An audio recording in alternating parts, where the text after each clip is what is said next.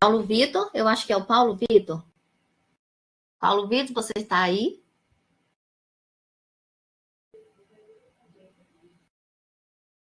Ele está na sala, só que aí eu estou vendo ele aqui. Ah, não, está o Paulo Júnior.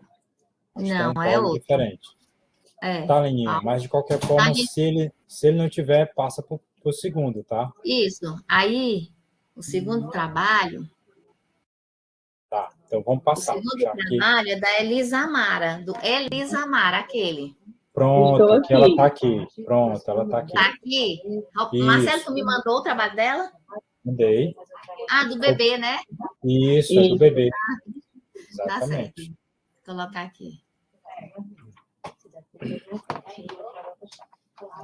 eu acredito que muita gente tenha se assustado com esse tema, né? Eu fiquei Como assim? curiosa. Fiquei curiosa quando eu li. Como assim que eu vou ensinar matemática para bebê? Né? Então, quando você quiser, é só dizer que a gente inicia e aí eu vou passando os Pronto, slides. Marcelo já marca o estou tempo. pronta. Posso iniciar? Pode iniciar. Bem, boa tarde. Primeiro, queria dizer que é um prazer estar aqui com vocês. E o tema é bem peculiar. Então, é uma das coisas que a gente vai falar sobre esse ensino da matemática e desmistificar esse ensino até para bebês. Certo? Eu sou a Elisa Mares, trabalho composto por mim, meu esposo Paulo Roberto e o Marcelo. Pode passar. Vamos para a introdução. A gente está bem pequenininho aqui. Bom, primeiro a gente vai desmistificar isso quando a gente lê o título ou quando a gente pensa em matemática em si, é a disciplina vilã, né? Poucas pessoas têm a matemática como disciplina favorita. Eu ainda não conheci ninguém que tenha. E esse ensino para bebê, a gente acha que não pode acontecer. Mas a matemática, ela está envolvida desde os primeiros dias de vida do bebê. Quando ele já começa a sequenciar, a descobrir padrões. Por exemplo, eu sei que antes de dormir, a minha mãe me dá banho, me faz massagem e me coloca para dormir. Então, ele já tem esse sequenciamento, já sabe essa sequência, já tem isso como padrão. Em relação aos brinquedos utilizados por bebês, a gente vê esse estímulo de figuras geométricas nos brinquedos de encaixe, acho que eu tenho aqui. Nos brinquedos de encaixe, nos bloquinhos de montar, onde ele já vai desenvolvendo esse senso de lógica e de figuras geométricas. O nosso objetivo é compreender o método Glean-Doman. Esse método, nas nossas pesquisas, a gente vê que ele é pouco conhecido, até para quem trabalha com bebês. E ele é um dos principais métodos para trabalhar com essa faixa etária. Inicialmente, esse método foi pensado para crianças com deficiências, principalmente crianças com síndrome de Down. E aqui no Brasil foi aberto em junho de 2023 um instituto, o Instituto Doman, que trabalha exatamente com isso, com crianças típicas e atípicas. Pode passar. Estou falando muito rápido, dá para entender? Não, deu para Ok? entender. Uhum. A metodologia. A metodologia do trabalho, ela consiste em uma observação de campo com contribuições da pesquisa bibliográfica, que é exatamente onde a gente vai compreender esse método. Utilizamos como instrumento a entrevista semi-estruturada.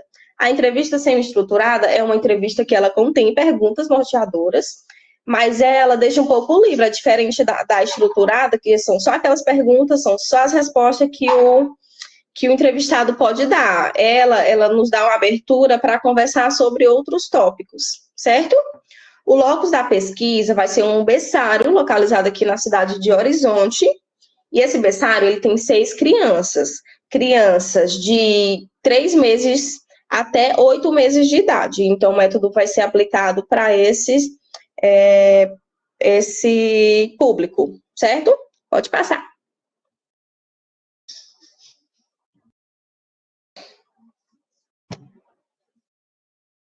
Resultado.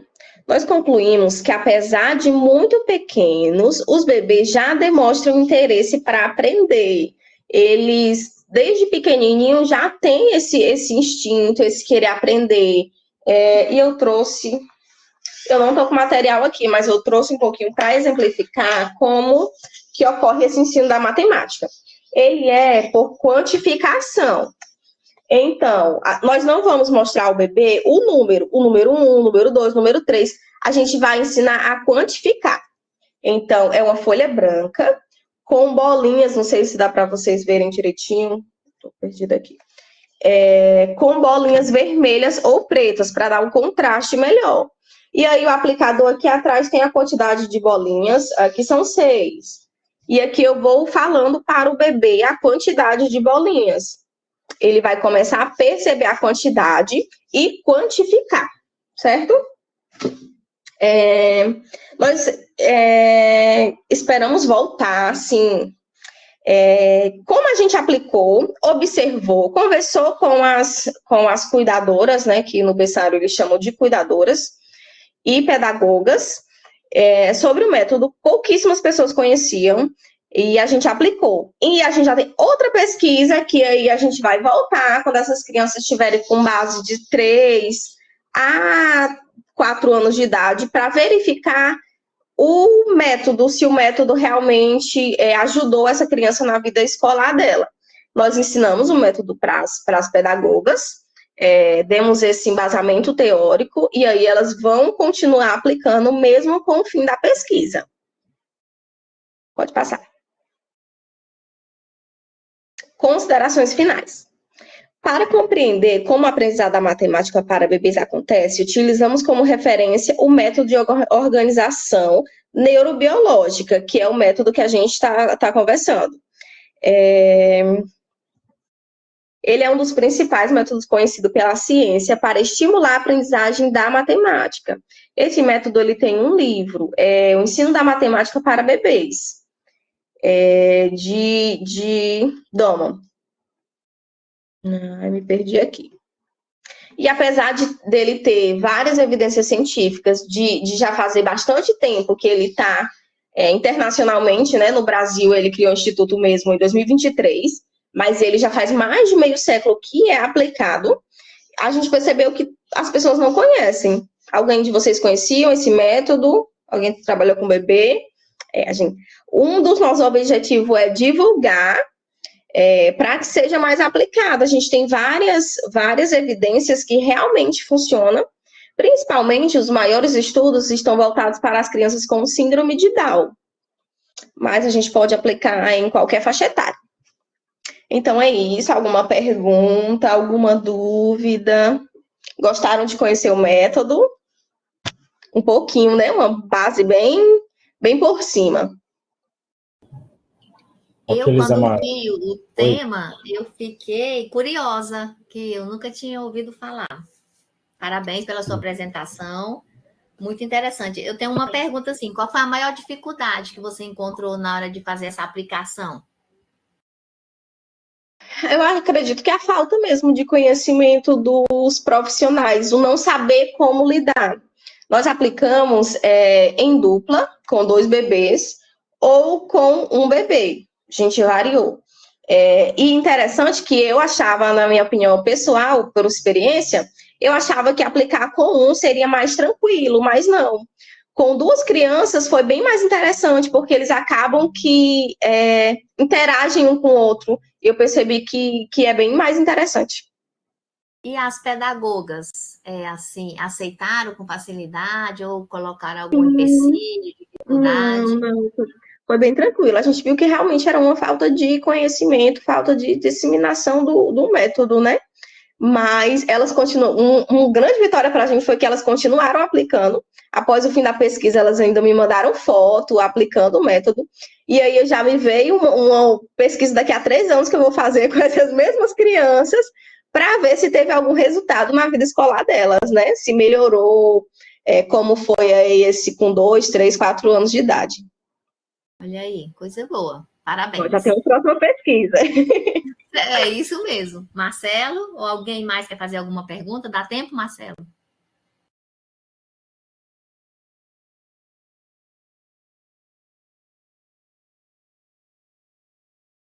Marcelo, eu não estou conseguindo te ouvir, acho que teu áudio está desligado. Microfone, Pronto, Marcelo. perdão. Ainda tem 2 minutos, mas assim, eu me senti contemplado pelas perguntas da Leninha. Por se tratar de um público bem específico, bem peculiar, e que não comumente trabalhado nas salas de aula, né, em que normalmente estamos habituados, né, requer uma certa preocupação transfigurada em como é que a pessoa fez ou faz aquilo, em se tratando de lidar com pessoas ainda sem qualquer, né, eu não vou dizer sem qualquer, mas com limitada condição de análise, de inferência, de dizer o que pensa, de externalizar isso. Pelo menos do modo como nós estamos habituados a lidar com as crianças. Então, é interessante o trabalho, muito bacana, tá? Viu, Isamara? Eu já havia lido antes, né, em conversa com o Paulo, né? Isso. Pronto, em conversa com o Paulo, eu também fiquei curioso, né? Matemática para bebês. Então, eu fiquei bastante curioso no momento que eu escutei ele falando isso e me interessei sobre o tema. Eu já havia feito um trabalho antes, um trabalho de acompanhamento, um TCC, em que envolvia matemática para crianças do berçário, né? O desenvolvimento dos conceitos matemáticos, e achei interessante a ideia. Na verdade, era a contação de histórias para bebês. Pronto, me lembrei agora. Perfeito. Contação E a de gente histórias vê que, para bebês. Desculpa. Eu sou professora de educação infantil, né? Tenho especialização em educação infantil. E a gente vê que os trabalhos voltados para bebês são pouquíssimos. Principalmente os que têm evidência científica, né? Então, eu Sim. vejo que as pedagogas que vão para o berçário, as cuidadoras que vão para o berçário, têm muito essa dificuldade de o que fazer. Eu sei que ele está no estágio sensório-motor, sim, mas o que é que eu faço em relação a isso? Como que eu faço? Então, acredito que a gente está no meio acadêmico para produzir ciência, para produzir esse conhecimento, é exatamente para isso. A gente produz para que possa ser reproduzido lá com esse embasamento teórico. Acredito que é exatamente isso. Perfeito. Tá? Muito bom trabalho, parabéns, tá? E aprofunde ele. Tem tudo para ser um trabalho que permita fazer novos e melhores aprofundamentos aí, tá bom? A gente quer ver, né, Marcelo, o resultado, né? Isso. Depois daqui 3 anos continuando. Não são mais bebezinhos, agora eles já são rapazes. Sim, sim. Vamos lá. O segundo trabalho é o trabalho da Franciliane, né? A Fran, conhecida como Fran, e a professora Maria José Costa dos Santos. Fran, você tem 5 minutos para apresentar, tá? Fica à vontade. Boa tarde, Marcelo, Leninha, Elisamara. Então, saindo um pouco dos bebês, né, dos nossos bebês, e indo para uma outra vertente do ensino básico, que é o ensino médio, né? E aí a gente vai fazer tipo não é um distanciamento, mas é como se fosse ter o fim do ensino básico, né, o início e o fim, ou seja, estamos em 2 pontos distintos da mesma régua, né, falando matematicamente. E aí, já botou, Leninha, o tema? Já está na introdução aí, ó. Já, tá aqui. Tu vai ler o Pronto. título? É porque o título não está aparecendo para mim aqui, mas tudo bem. Eu estou aqui com ele também tirado.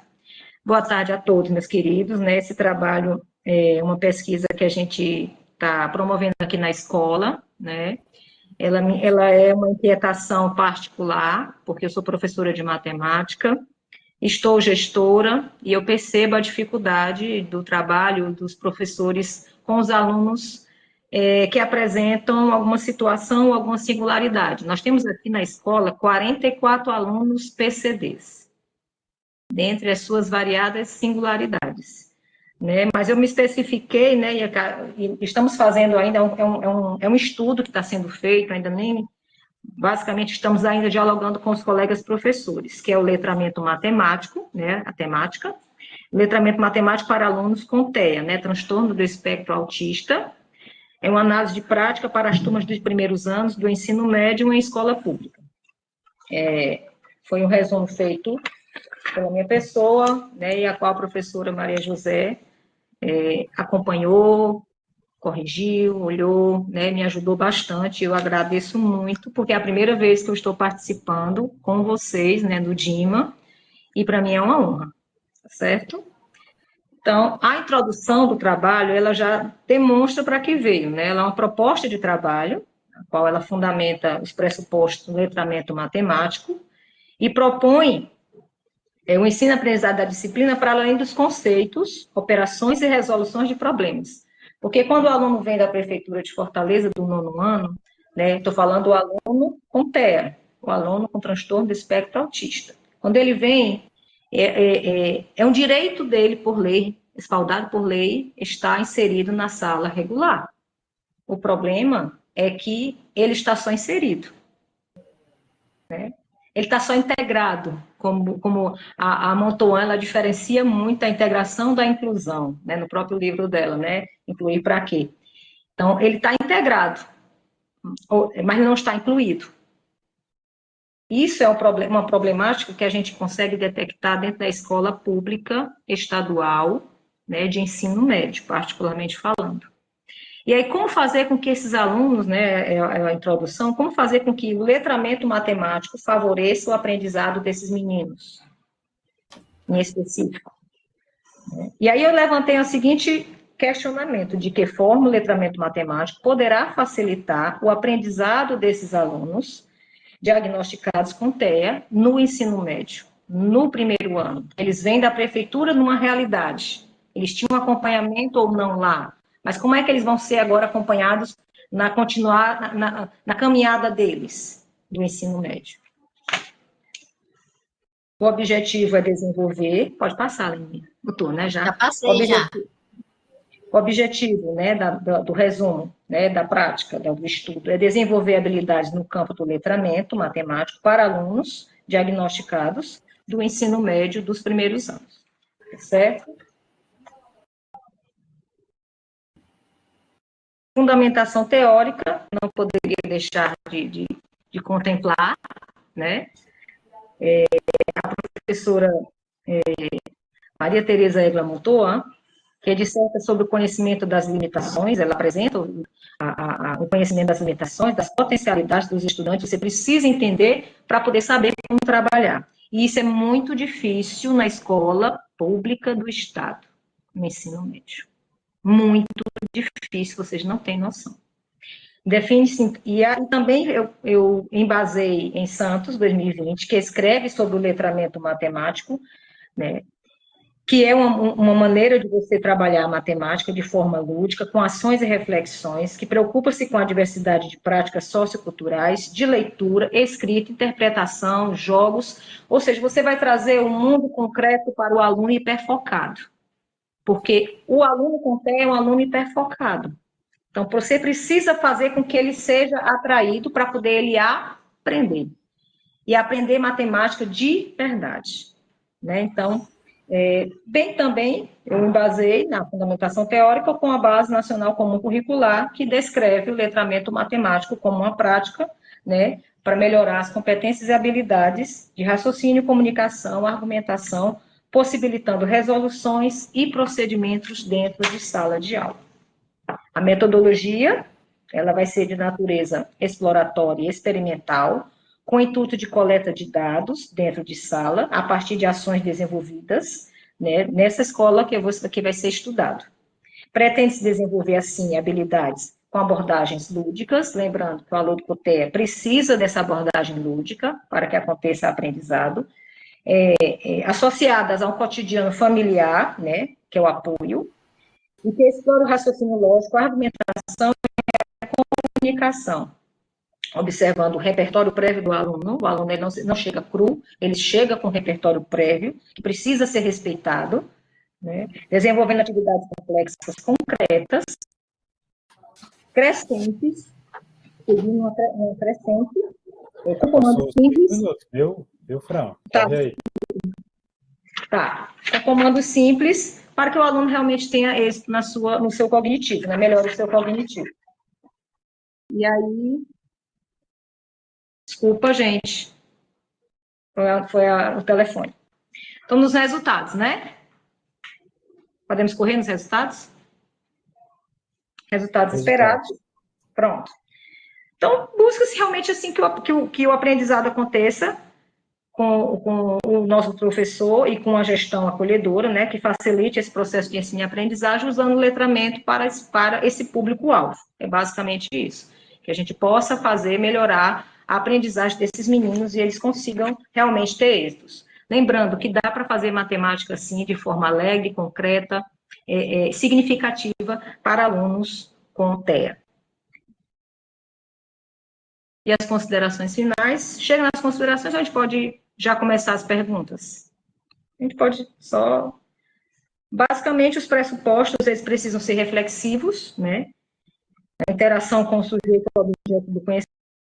É importante salientar que a escola, a qual estamos, ela é o espaço de criação de possibilidades para o aprendizado e a transformação do ser. É isso. Muito bem, parabéns. Marcelo, ou alguém quer fazer alguma pergunta, algum comentário? Pode ficar à vontade. Fran, eu queria saber de antemão quais, em se tratando também dos alunos com TEA, há essa dificuldade em ter essa mediação, ter essa relação pedagógica. Eu queria saber quais são essas dificuldades que você tem passado nesse seu trabalho. Este ano, viu, Marcelo e colegas, nós temos, como eu falei no início da minha fala, nós temos 44 alunos laudados com transtorno do espectro autista aqui na escola. E uma das dificuldades maiores que a gente encontra, não só na apresentação do conteúdo, né, dos conteúdos, em se falando da disciplina, da matemática, mas é a da interação do professor com o aluno. O professor tem dificuldade de conseguir chegar no aluno. Ele não sabe como atender, como fazer com que o ensino e o aprendizado seja concretizado. E aí o diálogo acontece nas salas de planejamento, a gente precisa encontrar formas de conversa com o professor, tenta tirar dúvidas, né? À medida das nossas dúvidas também, né? Porque também estamos todos no mesmo barco, né? Precisa de formação continuada para o professorado, para poder ele saber como atender o nosso aluno. Isso. A Elisamara está com a mão levantada. Pode falar, Elisamara. Só para complementar o que a colega está falando, tá aí, essa dificuldade está aí a importância do professor de AEE em conjunto com o professor de sala de aula, né? Para iniciar essas tecnologias assertivas, né? Assistivas. O problema, Elisamara, só também dando uma réplica da tua fala, é que a maioria das escolas do estado não tem sala de AE. Poxa. Aí o aluno, ele tem uma realidade no município e ele chega... Essa é a minha indagação, meu questionamento. Quando ele chega... Ele é praticamente, infelizmente, jogado, gente, me desculpa usar o termo, né? Mas um depósito. Como os autores falam, a inclusão, ela está diretamente ligada com a exclusão. Não se difere. São dias e dias, né? Eu tenho uma pergunta. Aqui na cidade de Horizonte, as crianças do ensino fundamental, elas têm acompanhamento com o CAS e com o CAPES. Porém, quando ela chega na idade de estar no ensino médio, acaba esse acompanhamento. Como é feito em Fortaleza, em rede estadual? Como é esse acompanhamento? Também não tem? Assim, eu não vou dizer que no geral não tenha. Então, são todas as realidades, né? Os 44 aqui da escola, estou falando da minha realidade, aqui da escola de Iva Cabral, os 44 são acompanhados pelas famílias. Por isso que eu coloquei que o acompanhamento familiar é importante e imprescindível. Tem que acontecer esse elo entre família, escola, comunidade, aluno, para que o aprendizado realmente aconteça de verdade. Eles têm o acompanhamento fora, mas dentro da escola, quando ele entra nas 6 aulas que ele tem manhã ou tarde, eles estão integrados dentro da sala normal, na sala regular, e lá, enfim, o professor professor não sabe como lidar, o aluno não consegue entender, aí a gente fica naquele tentando arrumar a casa. Dá para entender? Tentando fazer para que ele aprenda, para que ele consiga aprender. E aí acontecem as adaptações que particularmente não é interessante. Muito bem. Marcelo, tempo? Marcelo?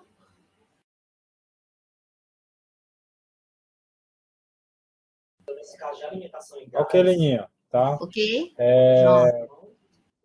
Queria agradecer a Fran, tá? Muito Obrigada, ousado, Marcelo. né? Para Foi. além da ousadia, também é muito difícil, né? Realmente ter essa prática na sala de aula. E realmente você toca num ponto que não é a primeira, mas também não vai ser a última. Políticas públicas. Exatamente. É E principalmente política formação de professores, né? É um ponto que você destacou, é um elemento crucial para essa sua ação. Mas interessante é que pelo menos já tem essa iniciativa, essa ação sua como professora, como gestora, né? Isso de uma escola de ensino médio. Então, que bom. Eu gostei do trabalho. Parabéns, viu, Fran? Obrigada, Parabéns, Marcelo. Fran. Tá? Obrigada. Vamos agora para o terceiro trabalho, que é o trabalho da Fabíola Massa, da Michele Fonseca e do Daniel Menezes. Eu acho que conheço esse Daniel Menezes. Conhecemos ele. Conheço um pouquinho. Não é estranho esse nome, né, Marcelo? E é de ser. Eu é que tô longe do Jetercoa, senão você lembrava também. Boa tarde, gente. Não sei quem é, não, Marcelo. Tu conhece? Conhece, não. Que conversa, Leninha. Tu não foi pro café sábado, viu? Vou colocar aqui o cronômetro. Pronto, tá valendo, viu? 5 minutos.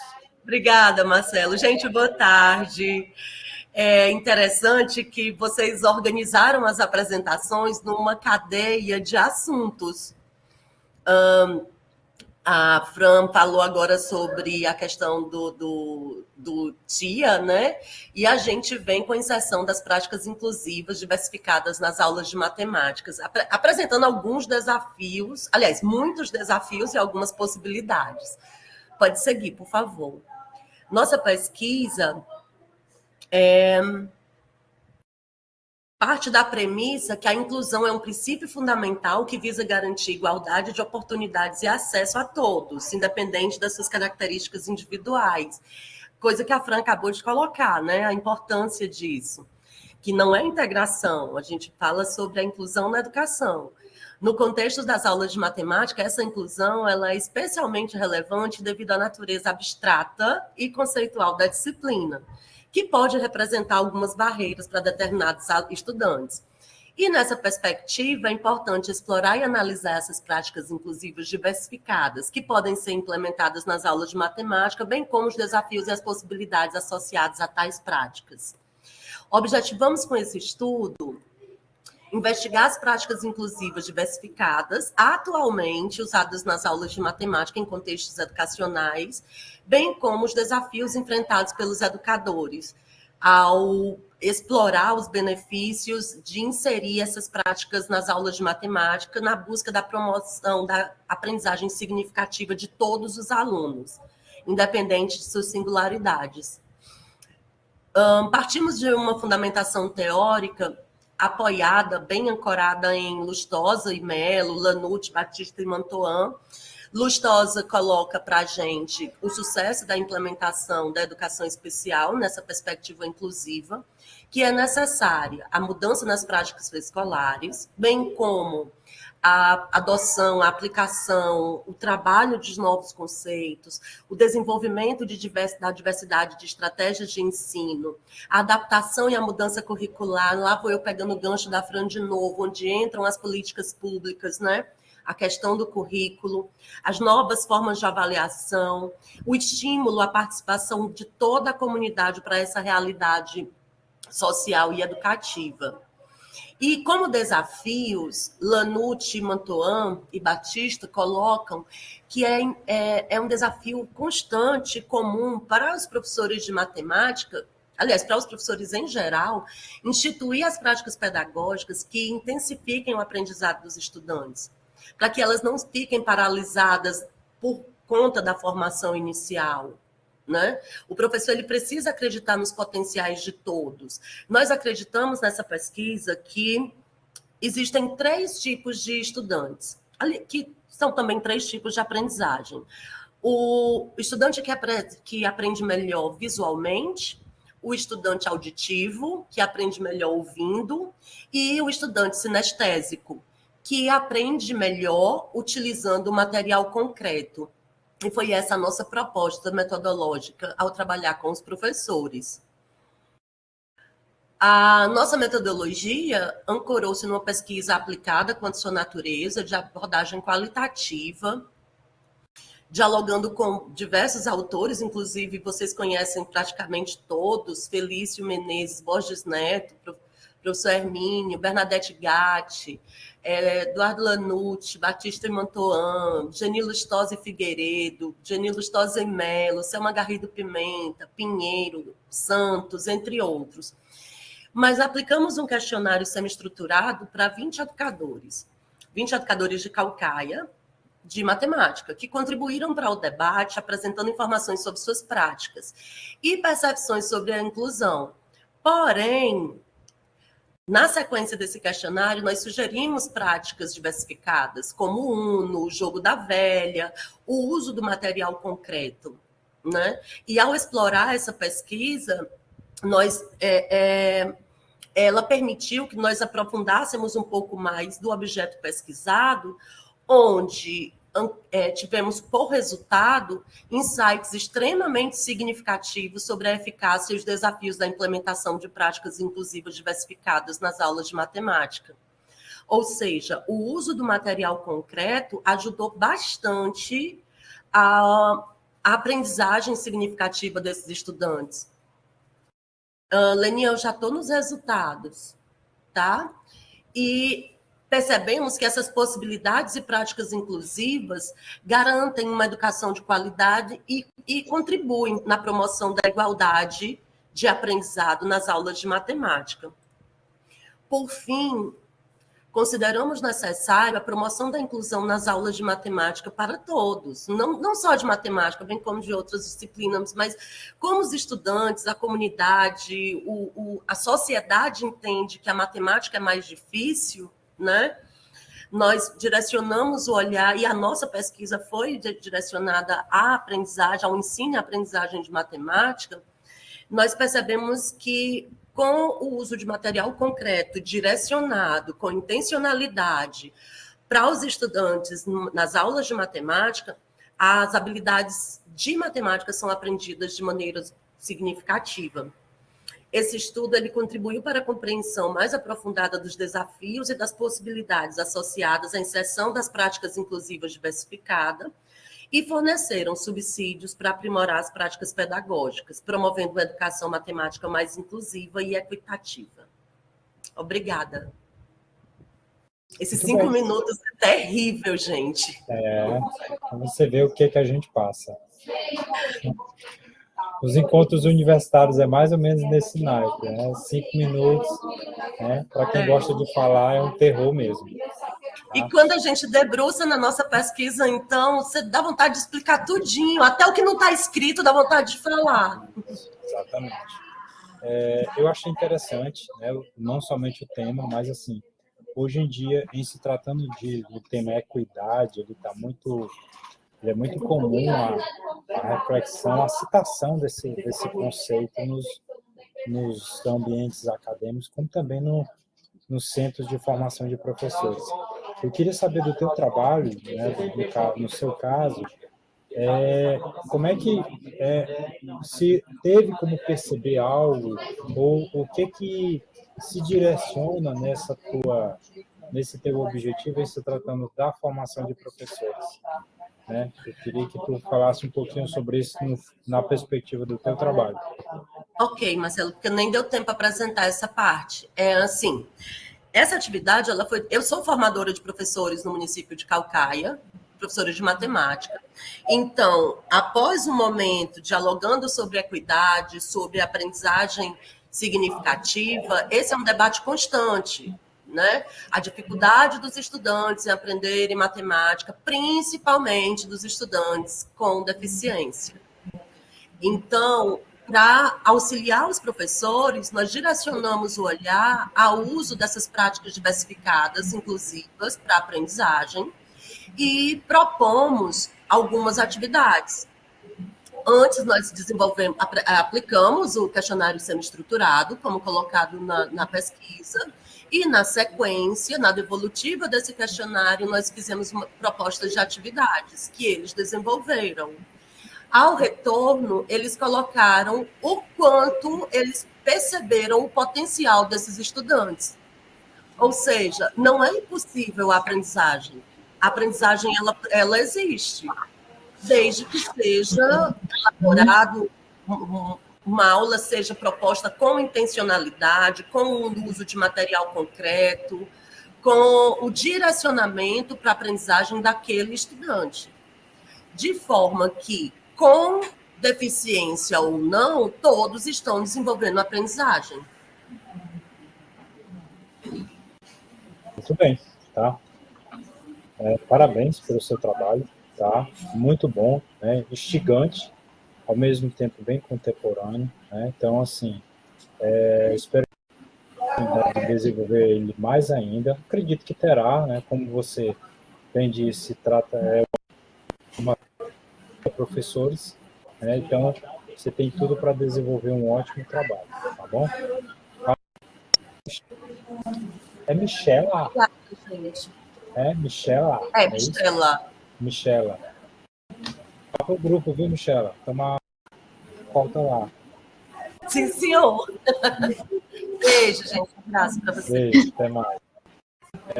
Parabéns, Michela. A gente Obrigada, vai agora para apresentar o trabalho A Relação entre a Didática e o Programa de Residência Pedagógica PRP, tá? Tendo como autores a Georgiana,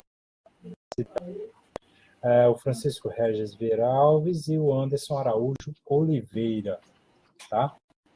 É isso? Isso. Cadê ela?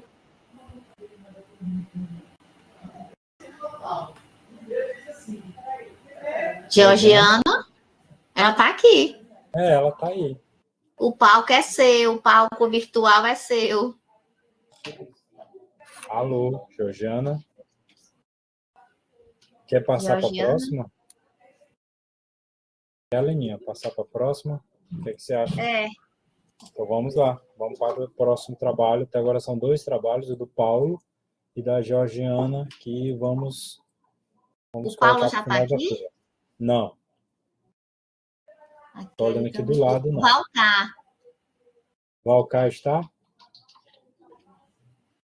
Espera aí, só um minutinho que eu vou chamar ele aqui.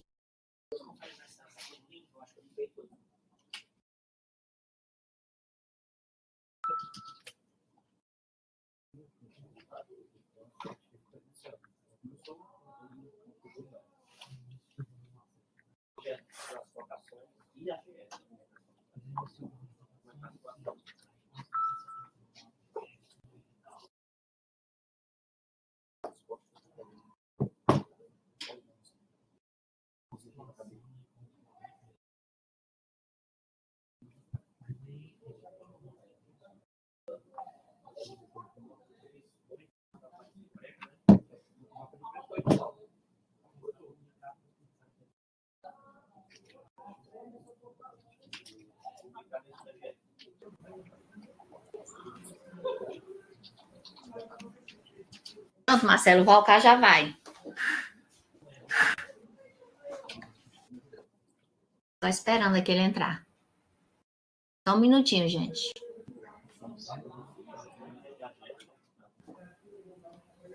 Enquanto ele entra, eu vou baixar aqui o trabalho da menina.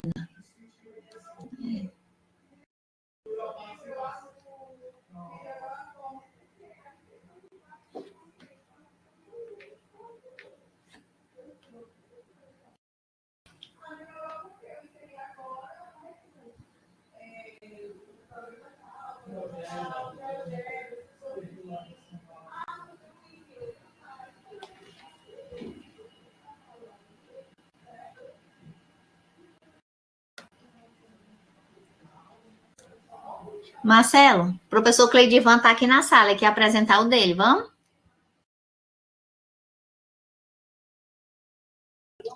Bora, na hora. Cadê ele? Professor Cleidivan, seja bem-vindo. Boa tarde.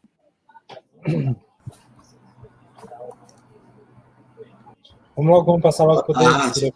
Mas quem vai apresentar é a Ariane. É a minha orientadora, ela está na sala, ela que vai apresentar. Perfeito. E aí, professor, tudo bom? Falta só eu. Professor, o senhor quer apresentar o trabalho? É ela que vai. Não, nos slides, porque eu não baixei ainda. O senhor quer, eu boto o senhor. Não, pode baixar aí, eu mandei para você, dá tempo. Tá certo, então tá bom, só um minutinho então. Vai conversando aí com o Marcelo e com o povo. Tu mandou por e-mail? Professor? Não, botou no meu zap agora. Tá. E aí, professor, aí, tudo bem com o senhor? Vai cá depois. Rapaz, né? O senhor vai estar participando da mesa hoje, não é isso? Isso. Perfeito.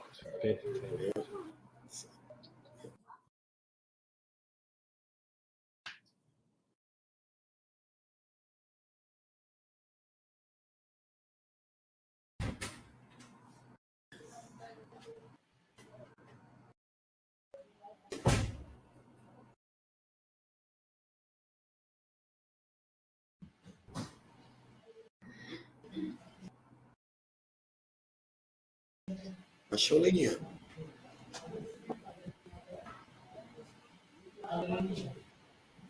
Peraí, professor, tô baixando. Ei, você vai apresentar a nossa sala, né? Não, né? Agora não, depois. Eu vou ficar por último. Ei, o meu computador, o meu computador, foi eu que dei o clique na gravação. Aí se eu sair para entrar na outra sala, não vai acabar nada? Não, deixa gravando. Mas eu posso entrar com outro link? Na sala? Marcelo, vê se tu consegue. Eu não tô conseguindo baixar, não. Eu vou te mandar, viu? Aí eu te coloco como apresentador. Peraí. Você vai vir pra cá desde o início. Horrível.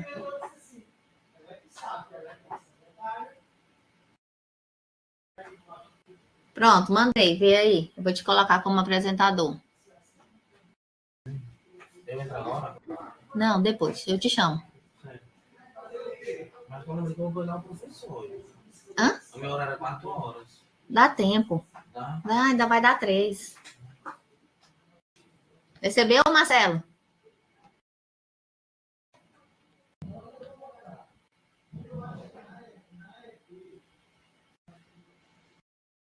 Marcelo? O tá desligado, Marcelo. Me coloque como apresentador, recebi. Já coloquei, meu amorzinho. Pode começar. Já coloquei.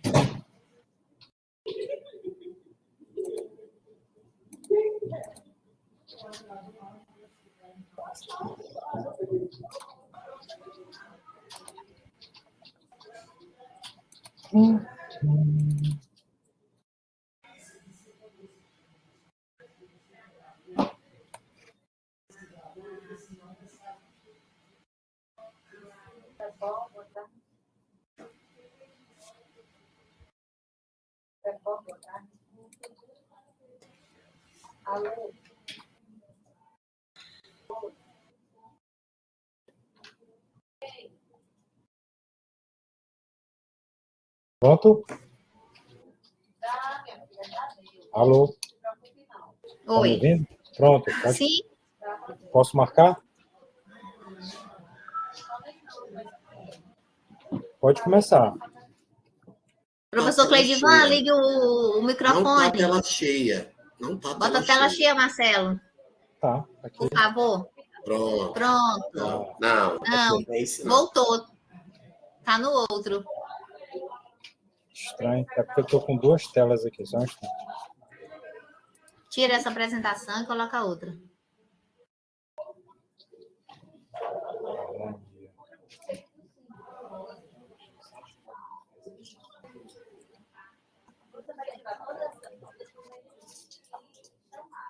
Essa?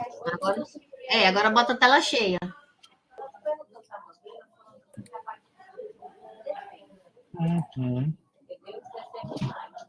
Pronto. Não, tá legal. Ariane, Seja Tá muito pequeno. bem-vinda. Tá muito pequeno, não? Tá, aumenta. Tô tentando, é porque eu tô com duas telas aí. Eu tenho duas máquinas, aí tô... Ah, E agora? não. Pera aí. Eu sei qual é o problema. Qual é o problema aqui entre a máquina e o...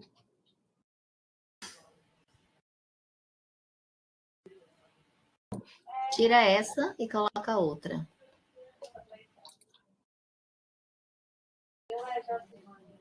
Pronto. Deu certo. Bom, vamos lá. Ariane, o palco virtual é todo seu. Seja bem-vinda ao nosso Dima. Microfone, Ariane.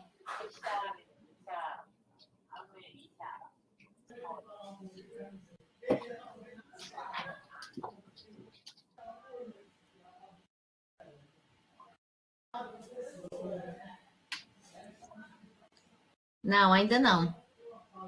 Tá ouvindo? Sim, agora sim. Então tá, deu certo. Pois, boa tarde. Boa tarde. Gostaria de explicar primeiro por que eu escolhi esse tema, né, de harmonia matemática, desvendando o segredo de números e sons, é porque eu queria trazer algo fora, tipo, daqueles jogos pedagógicos, sobre a implementação de jogos pedagógicos, isso e aquilo. Enumera Pode passar quais para o são próximo slide? aquelas que agora apareceram no sinal, quais aquelas que guardam aparecer no final, Pode quais são passar as para o que próximo guardam slide, por favor? contrato e quais são as que guardam o bem. Uma abordagem, Primeiramente, eu queria trazer, né, como a matemática e a música estão interligadas. Todos nós escutamos música toda hora, todo dia. Cada um sei que tem suas preferências de gostos musicais, mas escutamos do mesmo jeito. Então, o que a música tem a ver com a matemática? Tudo.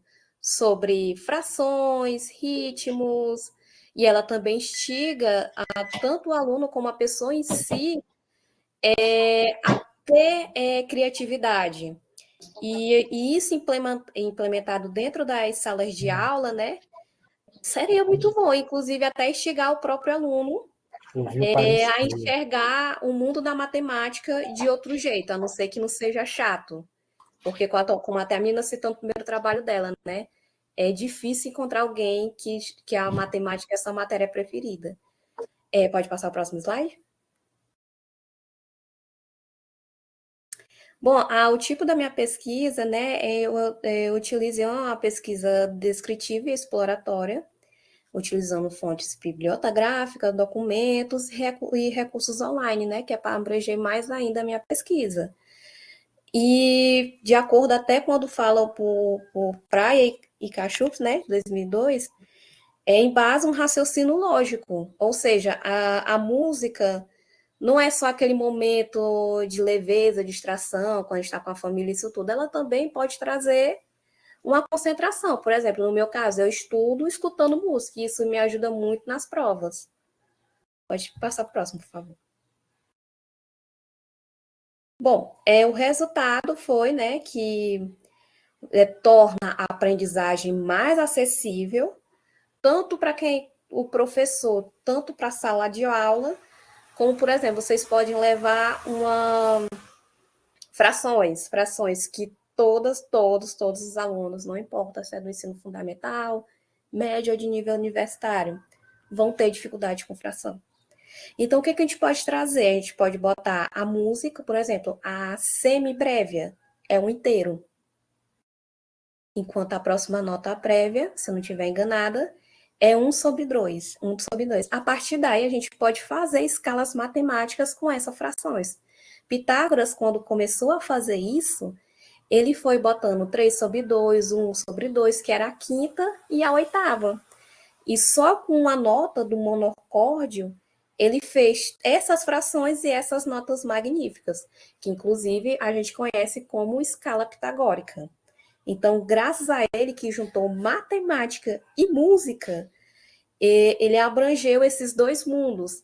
Então, já que é uma coisa tão antiga, por que não trazer ela à tona nesse nosso ensino? Porque, querendo ou não, nosso ensino ainda é arcaico, muitos professores ainda estão presos naquela bolha.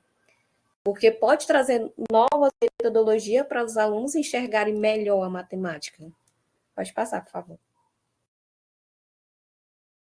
Então, as considerações finais, né? Que o estudo, ele explora, né? Como eu havia dito, é a interseção entre música e matemática, né? Inclusive, meu conhecimento antes de fazer essa pesquisa para o meu TCC era muito pouca. E a partir disso eu pude aprofundar. A música não é só isso.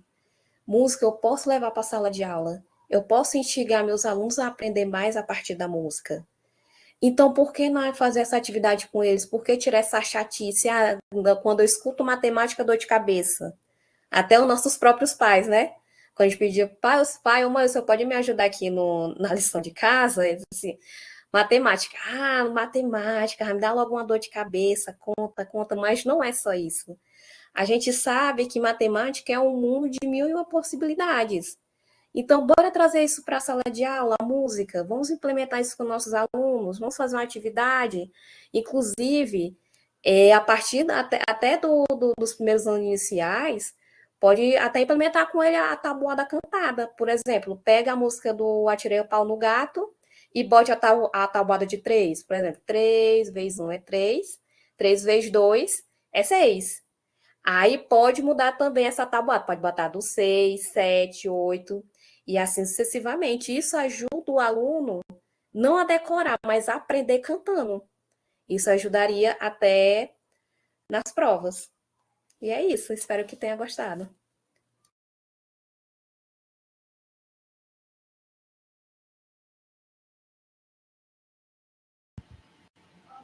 Muito bem, Ariane, parabéns, excelente tema. Quando você disse que estuda, né, ouvindo música, eu também estudo ouvindo música. A maioria das pessoas não, preferem silêncio, né? Pois eu já me concentro também ouvindo música. Alguém quer fazer alguma pergunta? Professor Cleidivan quer contribuir de alguma forma? Fique à vontade. Não é só reforçar, né? Assim, devido ao tempo, não dá para a Ariane explorar mais a pesquisa dela, que foi uma pesquisa belíssima, onde ela trouxe todas as contribuições da música no processo de ensinar e aprender matemática, né? Foi, assim, uma pesquisa que saiu da caixinha, pode dizer, daquelas temáticas já tradicionais do curso de matemática, e ela conseguiu, né, fazer uma pesquisa com muito detalhamento, né, com muita pesquisa. Eu tive que até reduzir o trabalho dela, né, porque ela realmente se debruçou da melhor forma possível dentro da história e na atualidade, vendo, né, e discutindo acerca das contribuições da música no processo de ensinar e aprender matemática, né? Então, ela traz alguns conteúdos matemáticos e ela mostra no TCC como eles podem ser desenvolvidos através do uso da música em sala de aula. Então, é um tema que merece bastante atenção, até para que nós possamos desmistificar essa ideia que a matemática não é para todos, né? Então, a gente sabe e a gente luta que a matemática seja uma disciplina inclusiva e que, acima de tudo, prime pela essa harmonização e essa harmonia, tá, na relação professor e aluno e no processo de ensino e aprendizagem. Então, parabéns, Ariane, pelo trabalho. Isso mesmo. Marcelo, microfone.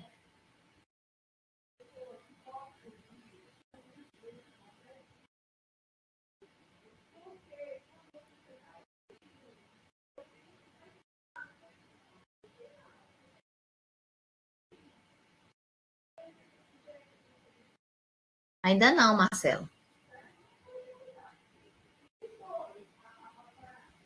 Tá me ouvindo? Alô? Sim, sim. Ariane, mas eu pude escutar, tá? Tanto você falando como o professor Cleidivan falando. Eu sei que o tempo foi muito curto, muito restrito. Eu só fiquei curioso quando você falou assim, utilizou, lá na tua metodologia, utilizou de recursos online. O que foram esses recursos online, Ariane? Bom, os recursos online, o que eu usei foi o piano, o teclado, porque tem uma parte do meu TCC que eu falo que é a sequência de Fibonacci. E tem, da outra mão, você dá a melodia E a outra você soma, porque a gente começa com 1 na sequência de Fibonacci, 1 mais 1, 2, aí soma com o número anterior. E daí vai dando a nota. Então, quando eu comecei a pesquisar sobre matemática e música, eu fui atrás de um piano, mas eu não tinha um em casa, então eu fui atrás de um online. Para ir fazendo, né, a pesquisa e tudo, inclusive Mozart usava sequências matemáticas, ele somava A mais B e dava o resultado. Perfeito, muito bom. Parabéns pelo seu trabalho, riquíssimo, né, na verdade. Muito interessante aí fazer essa associação entre matemática e música e de uma forma realmente da forma como você, não somente da forma, mas pelo teor do que você fala, realmente nota que você entrou, né, fez um trabalho que tem uma profundidade bem considerável, como o próprio professor Cledivan pontuou. De qualquer forma, parabéns, tá, Ariane? Né? Excelente trabalho, tá? E acredito que você possa ainda desenvolver muito ele em se tratando de uma pesquisa bem mais elaborada, tá bom? Obrigada. Obrigada, Ariane, e obrigada, professor Cleidivan, por a sua presença e a sua contribuição. Obrigada. Obrigado, professor. Viu? Até mais tarde. Até mais tarde. Vamos agora Marcelo, apresentar. agora Oi, é o Valcar. Valcar. Vamos lá, Valcar. Já veio. Ele já Ele vai está na ficar sala? aqui porque ele está com problema no computador e ele vai utilizar esse aqui, viu? Ah, então vai ficar na tua tela. Ele vai ficar mesmo passando os slides, viu? Tá bom. Então fica à vontade. Já vou marcar o tempo dele. Pode passar. Oi, vocês estão me escutando? É a Georgiana. Eu estava com problema no áudio e aí eu não consegui. Em seguida, eu posso apresentar após esse trabalho? Pode. Por mim, sem nenhum problema, Georgiana. Tá? Vai primeiro o Obrigada. Valcar, depois do Valcar e você se apresenta, tá bom? Fica à vontade. Então, gente, boa tarde a todos. Boa tarde, Marcelo. Tudo bom? O meu trabalho, o meu resumo tem como título a relevância da interface central-platô, da sequência FEDAT e a teoria da aprendizagem significativa de Ausubel para o ensino de matemática. Os autores eu, Valdeir Carneiro, conhecido como Valcar, Fredson e o professor Hermínio Borges, né? Então, assim, o ensino de matemática, particularmente no ensino fundamental, vem fazendo alguns movimentos de mudança na postura do professor e na atitude do aluno, em razão da metodologia Segas-FEDAT, né, que foi criada pelo professor Hermínio Borges Neto, aqui na Universidade Federal do Ceará, né, desde a década de 70, mas propriamente dito, ela, né, foi oficializada em 1996, cujo foco era o ensino, mas muito efetivo na atuação do sujeito. O estudo em questão intenciona refletir sobre a importância da relação entre o platô, né, enquanto princípio da sequência FEDAT, que responde pelos conhecimentos prévios dos alunos, e a teoria da aprendizagem significativa de David Ausubel para o ensino da matemática. A metodologia sequência FEDAT e as ideias de Ausubel, né, convergem para um ponto comum, que são os conhecimentos prévios do aluno. O nosso problema é qual a relevância da relação entre o platô da sequência FEDAT e a teoria da aprendizagem significativa de Ausubel para o ensino de matemática. E o nosso objetivo é refletir sobre a importância da relação entre o platô da sequência FEDAT e a teoria da aprendizagem significativa de Ausubel para o ensino de matemática. A metodologia, esse trabalho se desenhou como um estudo bibliográfico, né, com uma abordagem qualitativa, né, pois considera as epistemologias já existentes sobre a temática como significativas para leitura e releitura e análise dos dados. Temos aqui como resultado apenas dizer que, né, os conhecimentos prévios dos alunos, à luz de todos esses autores que tem aí, né, Santos 22, Araújo 22, Brandão 18, Borges 2016, né, Bezerra 2017, 2018, Pivato 2014, que ele é um ponto referencial para o professor direcionar a sua prática pedagógica, seja tanto no planejamento, na sua atitude inicial, planejamento didático, como posteriormente na sua atuação, mediando, avaliando os objetos de conhecimento em sala de aula. E também seja identificando o que o aluno já sabe ou intervindo para nivelar seus saberes como pré-requisitos necessários para um novo conhecimento. E, além disso, né, para que o sujeito construa um novo conhecimento, é essencial que o platô, né, esteja em equilíbrio, né, como ponto de segurança, de maneira similar à inter-relação entre o conhecimento existente da estrutura cognitiva do sujeito, né, os subsucessores, e o novo conhecimento, né, segundo Álvaro, 1980. É o que legitima essa relação com a aprendizagem significativa, pois conduz os conhecimentos prévios a novos significados e com mais estabilidade cognitiva. Então, temos como considerações finais que é possível concluir a grande relevância entre o platô da sociedade e a aprendizagem significativa, né, para o ensino de matemática, pois favorece, né, a prática pedagógica, a reflexão contínua do fazer pedagógico, né, porque o professor conhece o ponto de equilíbrio dos alunos, né, o platô, para construir um novo conhecimento. E o próprio platô pode sofrer transformações de acordo com a maturação dos sujeitos e durante a solução das atividades com os objetos do conhecimento.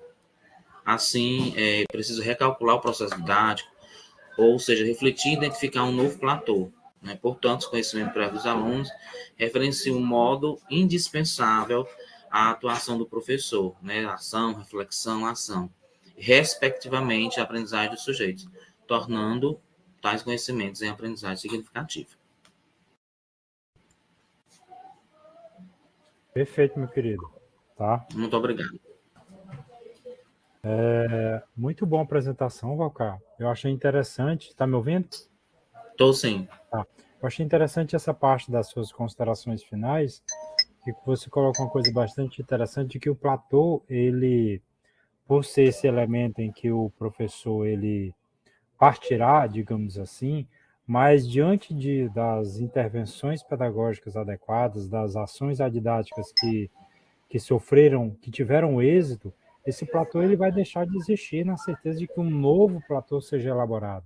É isso? É um conjunto de novos elementos, e assim vão incorporar um platô, vamos dizer assim, mais generalista. Um platô mais generalista, um platô esse que irá atender, digamos assim, futuramente novas provocações para que seja novamente refeito. Então, assim, eu acho bacana, muito bom essa relação do platô com a aprendizagem significativa de Ausubel, né? Exatamente porque mostra o quanto é importante essa preocupação do professor em estar sempre visando com que esse platô chegue a algo mais elaborado, tá?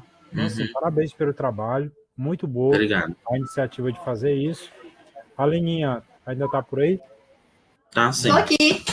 Vou sair aqui para outra sala, viu? Beleza, meu irmão. Valeu. Leninha, Obrigada, se quiser fazer Valcar. algum comentário.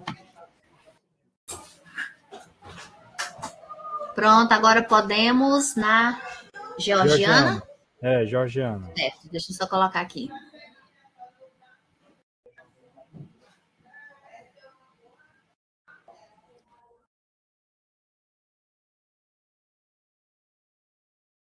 Ei, Yuri, Tá eu tô dando certo o solicitar áudio? acesso. Tá me dando, não. Oi, Marcelo? Oi, desculpe. Pode sim, Georgiana. Pronto, boa tarde. Eu sou a Georgiana. Hoje eu vou apresentar o trabalho sobre a relação entre a didática profissional, DP, e o Programa da Residência Pedagógica, PRP, abreviado. Eu sou do doutorado acadêmico Renoem. O meu orientador é o Francisco Regis e o meu codificador é o Anderson Araújo. Depois tu vai passando esse slide aqui para a moça. Anda. Pode passar. Anda, Valcar. Vai. Que aí eu vou apresentar. Desliga o teu áudio, Leninha. Desculpe, Georgiana. Tudo bem. Fecha o áudio. Desliga o teu áudio, A Leninha. introdução investigar sobre a formação inicial de professores de matemática é de interesse da tese que está seguindo a construção. No Brasil, pela Lei 9.394/1996, estabelece a garantia do padrão de qualidade do ensino como princípio. Então, como o doutorado que eu estou fazendo é na parte do ensino de matemática, eu trago essa premissa inicial. Então, a posteriori, são criados programas voltados para a formação de professores, e para isso, em nosso trabalho, a gente elege, né, o Programa da Residência Pedagógica, criado em 2018, juntamente com uma teoria de formação profissional francesa, que ela é chamada de didática profissional, que ela emergiu na década de 90. Pode passar. Então, qual é o objetivo da nossa tese? Então, o objetivo principal é relacionar a didática profissional ao programa da residência pedagógica, tendo em vista a formação de professores de matemática. Então, deixa eu explicar.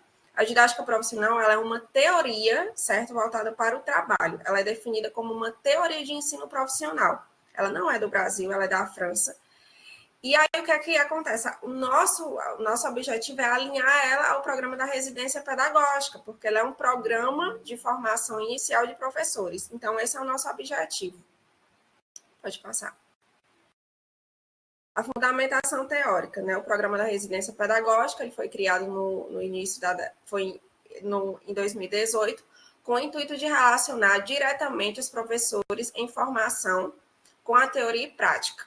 Pronto, ela nasceu em 2018, o programa da residência pedagógica, e a principal definição dela é essa, é unir teoria e prática. Já a didática profissional, por sua vez, ela tem a origem francesa, criada em meados da década de 1990, com uma série de transformações no trabalho. Ela surgiu com a seguinte definição: analisar o trabalho com vistas à formação de competências profissionais. Então, esse é o principal objetivo da didática profissional. Ela usa essa análise do trabalho, que é derivada da ergonomia francesa, para o quê? Para a formação de competências e habilidades profissionais. Pode passar. Então, a metodologia. O nosso trabalho, o percurso metodológico, ele está baseado, né, em CLOUD, nessa metodologia, que é chamada de clínica da atividade. Então, o que é que essa metodologia ela aborda? Ela é baseada no sujeito ele fazer sua própria análise do trabalho, derivado do estudo da psicologia do trabalho francesa. E, em seguida, nessa metodologia, é usado o método da autoconfrontação e instrução ao sósia, criada pelo mesmo autor. Pode passar.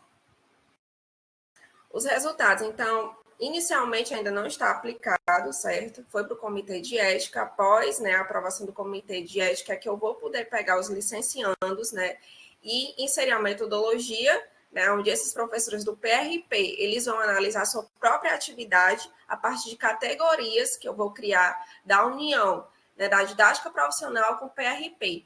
Então, inicialmente, está na fase de quê? De escolher os sujeitos da pesquisa que fizeram parte do PRP. Então, o PRP ele tem 3 módulos, certo? O primeiro módulo é ambientação, o segundo módulo é imersão, onde o licenciando ele vai observar e vai para a parte da regência, e o terceiro módulo é a parte da escrita científica. Então, a gente vai pegar o módulo 2, que é onde o professor ele vai dar aula e observar, e a gente vai aplicar a metodologia. Né? Então, assim, no primeiro resultado que a gente está escolhendo os sujeitos para participar da pesquisa. Pode ir. Próximo slide, por favor. Então, as considerações iniciais finais, né? O nosso trabalho ele tem a pretensão de inserir no contexto formativo a integração de 2 programas voltados para a formação do adulto. Um está para a formação inicial de professores, certo? Que é o PRP, e o outro está para a formação no ambiente do trabalho, que é a didática profissional. Também acentuamos que a didática profissional está no seu modo inicial de pesquisas brasileiras a respeito da formação de professores de matemática. Então, a didática profissional ela ainda tem esse campo, esse percurso que está sendo trabalhado inicialmente no Brasil. Então, tem pouquíssimas pesquisas sobre ela na formação de professores de matemática. Pode passar. Os agradecimentos, né, à FUNCAP, e ao programa de pós-graduação Rede Nordeste de Ensino. Pode passar. E algumas referências bibliográficas. E se alguém tiver alguma dúvida sobre a pesquisa. Ô, Georgiana, eu achei muito interessante, muito bacana o seu trabalho, tá? Principalmente porque envolve não somente a didática francesa, mas todo um conjunto de elementos que incorpora a formação de professores. Eu só fiquei em dúvida numa parte. Claro que quando a gente escuta um trabalho nesse escopo de um doutorado, né, a gente de imediato vem a dúvida como é que se dará a metodologia, né? Porque é exatamente ela que vai, digamos assim, nortear todo o teu trabalho. Entendi que você já, de antemão, você ainda não começou a aplicação, não vou dizer aplicação, mas a execução, porque você aguarda a autorização do Comitê de Sim, Ética, do não é isso? Comitê de Ética.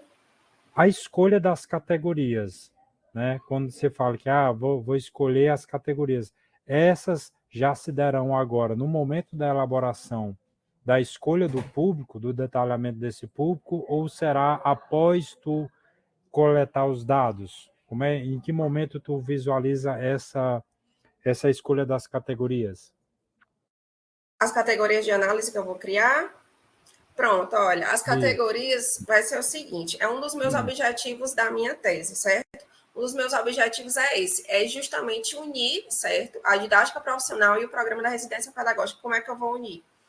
Tem algumas definições, certo, do PRP, que ela se aproxima muito da didática profissional, certo? Levando em consideração que uma coisa é do Brasil, outra coisa é da França, certo? E aí, a partir de quando eu aproximo elas duas, eu vou criar essas categorias. Sempre vai estar esse tripé na minha tese, que é a formação, que eu vou levar em consideração, é a atividade, aprendizagem e formação. A atividade ela vai estar baseada nos construtos da própria teoria da didática profissional. Então, tipo, na didática profissional, ela é uma teoria que ela é criada por 4 correntes. Então, na aprendizagem, eu vou pegar uma corrente. Na atividade, eu vou pegar outra corrente. Na formação, eu vou pegar outra corrente. Então, esses já são conceitos definidos pela própria teoria. A partir disso, eu vou adaptar isso para a formação de professores de matemática. Então, eu vou pegar um dos 3 módulos da residência pedagógica, que a gente pegou, no caso, como é teoria e prática. Então, onde está a teoria e prática no módulo 2, onde o professor ele vai analisar, certo? E ele vai analisar, que ele observa o trabalho do professor, e depois ele vai para a parte da regência, que ali é a união de teoria e prática.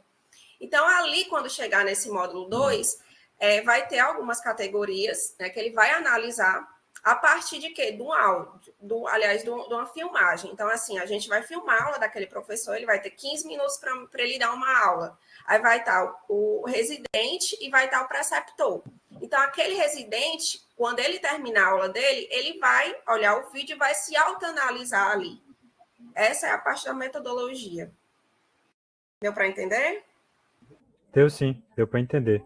Georgiana, muito obrigado, né? Seu trabalho demonstra que tem um caráter bem científico, né? À toa que está sendo vai ser objeto de uma tese, tá? Então, lhe desejo muito trabalho, muito estudo, tá? Mas é assim mesmo, né? Tese tem que ser com esse rigor mesmo que a academia solicita, tá? Então, muito obrigado mais uma vez Obrigada e boa tarde. pelo seu trabalho. Boa tarde. Quem é o próximo agora? Leninha, Valcar, quem é agora?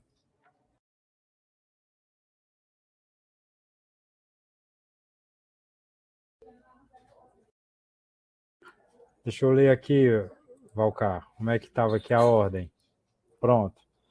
Tinha o primeiro do Paulo Vitor, mas ele não está aqui. Tá?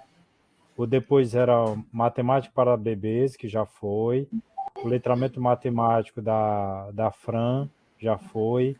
A reflexão sobre a inserção das práticas inclusivas já foi, sobre a Michela. A harmonia da matemática com a professora Ariane e o Cledivan já foi. Tá faltando da Kelly. A Kelly não está aqui ainda. Aí tem a Georgiana, que acabou de apresentar. Outro da Kelly. Tem o teu, que já foi. E tem um do Cleuton. Né? O Cleuton tá aí? O Cleuton? Não. Então Não, tá tá faltando não. o quê? Tá faltando o Cleuton, 2 da Kelly e 1 do Paulo Vitor. Certo. Aquela não tá. Ela teria que sair da sala onde ela tá, que ela tá sendo uma das mediadoras, para ir apresentar aí. Eu vou dizer a ela que só falta ela, né? Então, eu digo. É isso. Ok, Isso. vamos aqui.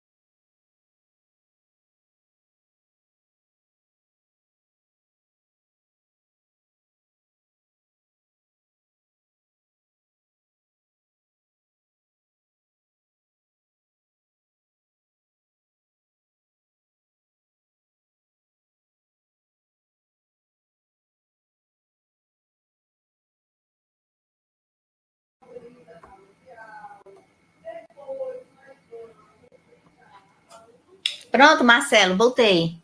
Agora é a Kelly? Isso, agora é a Kelly. Estava esperando ela entrar aí. Tá, eu aproveitei e fui apresentar o meu, viu? Ótimo, perfeito. Pronto, agora deixa eu Vou colocar só aqui. passar uma mensagem no WhatsApp aqui, eu já volto. Certo, a Kelly está entrando. Kelly, seja bem-vinda.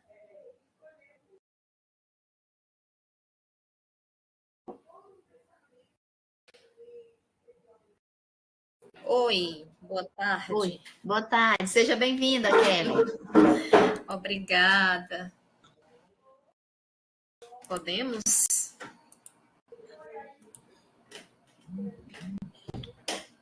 Marcelo, podemos começar? Deixa ele tá só passando uma mensagem, Kelly. Rapidinho, aí a gente começa, tá? Certinho. Ai, você quer voltar. Oi, Kelly, boa tarde, tudo bom? Boa tarde, Marcelo. Tudo bem com você? Pronto, tudo bem. Tu vai apresentar 2 seguidos, é isso? Isso. Pode ser. Pronto, então prepara aí. Então, o primeiro trabalho, a sequência FEDAT, é a literatura infantil, ladrilhando o letramento matemático. Temos como autores a Kelly Marques, Cleidivan Santos e a Maria José Costa dos Santos. Kelly, você tem 5 minutos, fica à vontade, tá? Ok. Então, boa tarde. Como o Marcelo bem disse, eu me chamo Kelly, sou autora desse trabalho. Tenho como orientação o professor Cleidivan Alves e como orientadora a professora Maria José Costa. Então, hoje eu venho falar para vocês um recorte da minha tese, né, que é justamente trazendo a literatura infantil, o letramento matemático e a metodologia, né, de ensino sequência FEDAT. Na verdade, quando a gente fala de literatura infantil, a gente vai entender que ela é um universo de possibilidades, que ela pode ser entendida como recurso, né, pedagógico, como recurso didático pedagógico, justamente para que possa embasar e contribuir, né, para que nós possamos trabalhar com a questão da interdisciplinaridade, como também essa questão da transdisciplinaridade. E se a gente traz essa interdisciplinaridade, não seria diferente, não seria nada distante a gente trabalhar com a questão do letramento matemático, né, entendendo que a literatura infantil, ela traz elementos importantes que estão dentro ali do nosso cotidiano, e isso é um dos objetivos centrais da literatura infantil, né? Abordar e valorizar fatos reais e que possam ter esse teu imaginativo, fantasioso, para que possa contribuir ali para o desenvolvimento da criança. E por que não trabalhar nessa literatura infantil, esse letramento matemático, com a metodologia de ensino sequência FEDAT, né? Então, eu venho trazer essa discussão, né, na minha tese, justamente para que nós possamos, né, trazer essa tríade, né, para acolher aí benefícios. Dessa forma, como objetivo geral, nós temos que compreender as contribuições da literatura infantil para a aquisição do letramento matemático na prática pedagógica dos professores dos anos iniciais do ensino fundamental e suas interfaces com a sequência FEDAT. Nosso embasamento teórico, aqui eu trouxe os teóricos que embasam a literatura infantil, Coelho e Gonçalves, nós temos Frantes, Abramovic, como também outros teóricos que trabalham essa questão do letramento matemático, né, vinculado também à literatura infantil. Nós temos o Cândido e a Dani Luque, que trabalha esse letramento matemático, o Goes também, e Smole e Zacarias, que traz essa relação da literatura infantil e do letramento matemático. Tá? Como sequência FEDAT, nós temos aqui Hermínio Borges Neto e a minha orientadora, professora Maria José Costa dos Santos. A nossa metodologia, nossa abordagem, ela é qualitativa. Nosso tipo de pesquisa, claro que deveria ser, né, deve ser bibliográfica, mas também colaborativa, que é uma pesquisa que tanto me encanta, tá? E os instrumentos de coleta de dados, nós teremos a entrevista semi-estruturada, nossos encontros formativos e as histórias que serão criadas pelos professores durante a oficina de literatura infantil, como o último módulo do curso de extensão, né, sobre o viés ali da metodologia sequência FEDAT. Os nossos colaboradores serão os professores dos anos iniciais, né, que estão das escolas públicas que estão matriculados no curso de extensão, né, que é intitulado a Metodologia Sequência FEDAT na Literatura Infantil, como suporte pedagógico para o letramento matemático. Pode passar. Inclusive, o curso está acontecendo agora, né, por isso que os nossos resultados, nós precisamos aqui, né, reforçar que nós estamos em fase, né, de andamento, porque esse curso está sendo realizado agora, né, no momento, iniciou agora em abril, e nós temos uma previsão para finalizá-lo agora no mês de junho, ok? Estamos aqui na segunda edição, já ocorreu a primeira edição desse curso. Ele possui 160 horas, realizado durante todas as quartas-feiras, das 19 às 21 horas. Né? E como eu disse, iniciou em abril e está finalizando agora em junho, com atividades síncronas e assíncronas, utilizando-se das plataformas RNP e também, né, do Moodle. Partindo para as nossas considerações finais, nós consideramos que a literatura infantil, ela, quando subsidiada a metodologia sequência FEDAT, ela é uma aliada, sim, né, ao letramento matemático, ao que diz respeito à valorização da participação do processo de contação, mas também da elaboração de histórias infantis, né, e justamente trazendo essa compreensão, né, como viés principal desses conceitos matemáticos de maneira mais dinâmica e próxima às realidades dos educandos. No mais, obrigada. Ok, Kelly, obrigado pela sua apresentação, tá? Me tira uma dúvida, Kelly, esse teu trabalho ainda vai acontecer a segunda versão do curso, é isso? Está acontecendo. Tá, e depois dela, tu ainda finaliza, é isso? Finalizo, se Deus quiser. Pronto, entendi. Perfeito. Pois, Kelly, assim, é muito interessante, né, essa relação em que você consegue fazer entre o letramento matemático e a literatura infantil, né? Principalmente hoje nós já vimos aqui de como é interessante e rico essa questão, o tratamento dos elementos em volta da educação infantil. A gente já viu aqui matemática para bebês, né? Já discutiu um Estava pouco doida sobre para isso. assistir esse trabalho. Pois é, muito interessante, né? E agora esse seu trabalho, né, também riquíssimo sobre o letramento matemático nessa fase tão importante da vida escolar dos alunos. Então, parabéns pelo trabalho, tá, Kelly? Obrigada, Marcelo. Parabéns, Kelly. E agora vamos para o segundo trabalho. Pronto, já vamos emendar com o segundo, que é a análise do livro A Rua do Marcelo, de Ruth Rocha, na perspectiva do letramento matemático. Coincidentemente, pela coordenação do professor Marcelo, né? Em homenagem ao Marcelo, diz logo, Kelly. Olha aí, Na verdade, o meu contato com essa obra, né, ela vem de algum tempo, né? Sempre me interessei muito pelas obras de Ruth Rocha, porque ela trabalha, né, justamente com a realidade das nossas crianças, né? E, como eu disse no trabalho anterior, é um dos viés que nós temos da literatura infantil, valorizar a realidade das nossas crianças. Yuri, então, respondeu. Oi? Não, Desculpe, Kelly, né? Eu acho que não. Tudo bem. Perdão. Tá perdoado.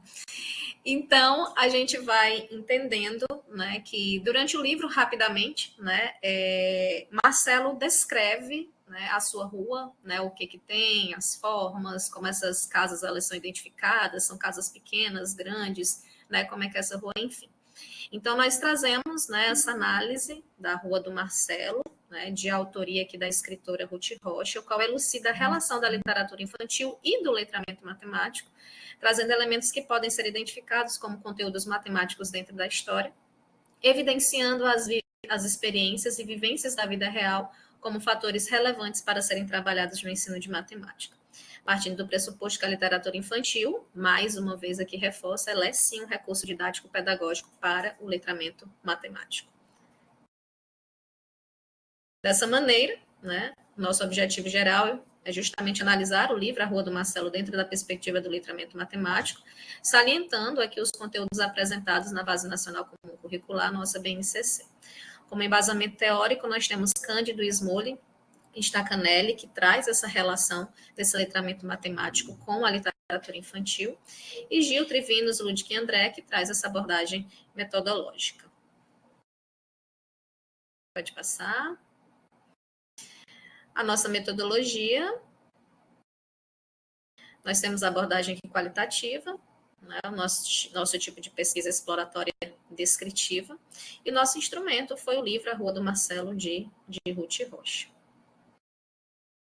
Como resultados, nós verificamos que dentro dessa obra nós temos sim, né, podemos identificar as unidades temáticas de acordo com a BNCC, os números, álgebra, geometria, grandezas e medidas, probabilidades e estatística, como também, né, alguns dos objetos de conhecimento, padrões e sequências, identificação das formas geométricas, contagem e quantidade, medição estimativa, localização e direção e a ordenação dos números. Esses elementos apresentados podem ser explorados dentro desse universo literário, que expõe os conteúdos matemáticos, que podem ser trabalhados de maneira lúdicas e presentes na realidade dos alunos, bem como, né, a própria caracterização da rua e as casas em que essas crianças residem. Como as nossas considerações finais, é pertinente salientar que as unidades temáticas e os objetos de conhecimentos que compõem a BNCC, direcionados ao ensino de matemática, estão presentes no livro analisado, elucidando a presença das habilidades propostas para cada ano e seu aprofundamento ao longo dos anos. No mais, obrigada. Obrigado, Kelly. Me diga, Kelly, essa atuação foi uma aula? O que foi que resultou nessa análise aqui? Foi um período? Porque, assim,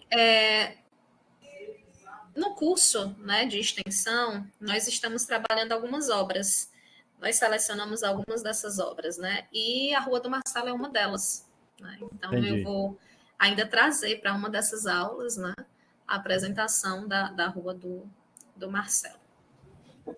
Eu fico não curioso, mas eu acho interessante aqui o quanto você pode abordar e aprofundar, né? A primeiro momento você pode parecer, é uma obra literária simples, né? Uma coisa bem curta, bem curtinha, um texto em que você faz uma leitura ali e tal, mas você é a prova de que o quanto o professor pode aprofundar isso, e em particular, no caso do letramento matemático, Sim. o quanto de interessante, de conceitualmente tratando das questões matemáticas, você pode sugar, vamos dizer assim, né, dessa obra. Então, o trabalho é interessante nesse sentido, de que até então transpassa a ideia de que é simplesmente uma obra literária, né? Pode ser trabalhada de outras formas, que no seu caso, no letramento matemático. Tá? Exatamente. De qualquer forma, mais uma vez, obrigado, viu, Kelly? Outro Eu que excelente trabalho. agradeço. Tá? E é isso. Alguma consideração, Lininha? Não, só quero dizer que parabéns, Kelly, pelas apresentações e daqui a pouco a gente se encontra pessoalmente. Verdade. Perfeito. Um abraço, gente. Obrigada. Estou voltando para outra sala, tá? Tá bom, então, beleza. Um abraço. Tchau, tchau. Tchau. Marcelo, agora é o Paulo Vitor. Tá. Paulo Vitor? Paulo Vitor, seja bem-vindo. Ele estava aqui. Ele falou comigo ainda agora. Tá aqui ele. É o Paulo Santiago, é? Isso. Uhum. Tá. Ele passou um zap para mim avisando que já estava na sala. Deve ser internet, alguma coisa assim. Mas só está faltando ele agora. Tá faltando dois. Tá faltando ele e o último trabalho, que é o do Cleuton. Dele também. Não, também é do dele. Paulo Fito, São dois. Uhum. Vou falar aqui com ele no zap.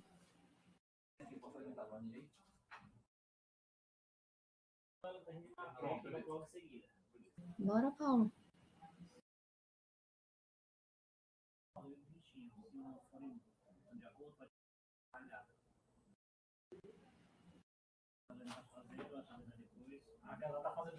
Aí perguntaram aqui, teremos mais... Desculpa, Leninha. Oi.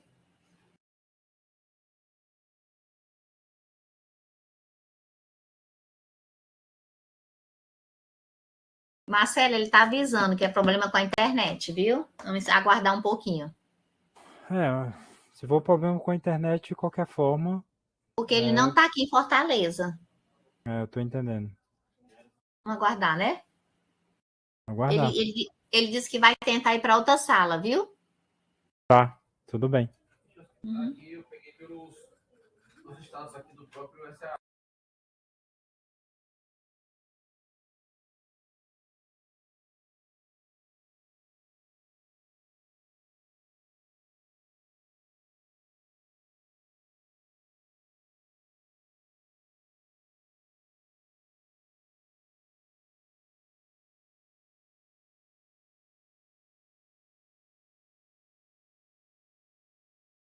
Pronto, Leninha, dá para escutar?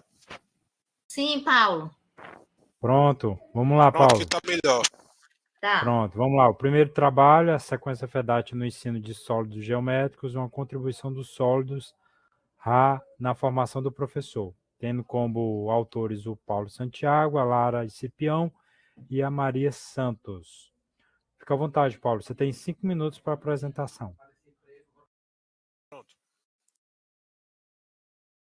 Primeiramente, boa tarde a todos que estão assistindo aí. A temática, como o Marcelo já falou, é sequência FEDAT, no ensino de sólidos geométricos. Aí é uma contribuição dos sólidos RA na formação do professor. Aí pode seguir. Aí na introdução aí, a gente pensou aí na formação do professor. De início, foi incluso a questão de a gente trabalhar no curso de extensão, mas como a gente tinha uma disciplina, trabalhando na formação de professor, que é o tópicos especiais que a gente está cursando, a gente resolveu trazer para essa disciplina, para os professores de matemática, também para outros professores, que também tinham pedagogos nesse momento. Aí pensando nisso, tanto a Lara como eu, junto à professora Maria José, deu a ideia de a gente levar para a disciplina, trabalhar o processo aí do ensino e aprendizagem da matemática, focando em si, na disciplina, do tópicos, e em si a gente trouxe para a ação docente. Aí a Lara tinha pensado numa prática pedagógica e eu, junto com ela, pensei numa questão da tecnologia. Já que os alunos que ela ensina aqui na rede de Fortaleza, do ensino municipal, a maioria de todos tem acesso ao tablet. Aí o que pensar sobre isso? Aí a gente pensou nesse aplicativo, que é o Sólidos RA, trazendo para si dos anos iniciais, para conhecer um pouco das formas geométricas. E a partir disso aí foi elaborado um conjunto de atividades. A gente não elaborou uma, mas elaborou o conjunto inteiro. Trabalhar 5 tipos de sólidos geométricos. A partir disso daí, a gente resolveu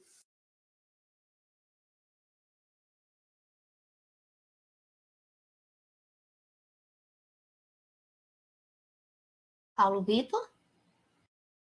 Que é a internet. Vamos esperar ele se reconectar.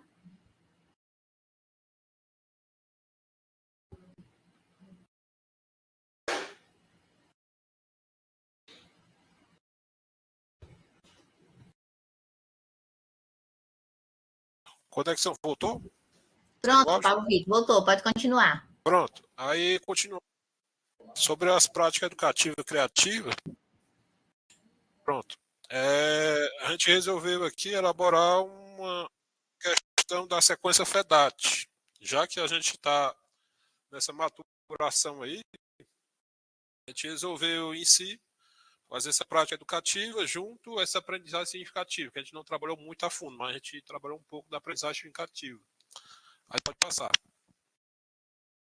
Aí, diante de toda essa ideia, a gente resolveu criar nosso objetivo, que era relatar a experiência dessa microaula sobre a unidade temática geometria, que é trabalhada aí nos anos finais, em especial figuras geométricas espaciais, a partir dos sólidos RA, que é um aplicativo, com os da sequência FEDAT e suas 4 fases, para os pós-graduandos da Universidade Federal do Ceará. Pode passar. Aí, diante disso, a nossa fundamentação foi a Amorim. A Amorim é o desenvolvedor do sólidos RA. A gente pegou toda a sua dissertação e o seu TCC, principalmente seu TCC, que foi a obra, né, que ele criou, desenvolveu esse sólidos RA, que é um aplicativo. A gente, em si, pegou um pouco do que tinha trabalhado lá com os alunos, na formação também. Viu, primeiramente, como funcionava, a gente foi ali maturando um pouco, foi realizando algumas provas dentro disso. Depois a gente pegou outro teórico que trabalha com essas tecnologias aí da realidade virtual e realidade aumentada, que é o Milgram 94, que a gente levou mais a fundo esse conceito da realidade aumentada. Depois a gente inseriu o Borges Neto, 2013, trabalhando aí as 4 fases, principalmente a maturação, que a gente nessa formação aí de professores com nossos colegas fez uma maturação bem perfeita mesmo, porque os colegas tiveram a oportunidade, aqueles que não conheciam o aplicativo, de conhecer um pouco mais sobre esses sólidos. Lembrando que a gente resolveu incluir isso, porque a gente tinha a ideia do GeoGebra, né? Aí hoje está utilizando essa questão desse aplicativo do passo a passo em cada uma das nossas pesquisas. Já na metodologia, aqui a pesquisa é qualitativa, a gente fez uma natureza bem básica, fazendo descrição. Sujeitos, a gente fez uma linha geral, que foi uma pesquisa aí no Google Formulário Virtual, incluindo 7 participantes, do total de 14, mais 7 participaram. Aí a gente teve alguns critérios para excluir os demais, fazendo uma análise aí do contexto com o Bardan, nas suas 3 fases. E nisso a gente finalizou com 7. Nessa microaula foi sob a orientação do professor. Eram os tópicos especiais em educação 2. Pode passar.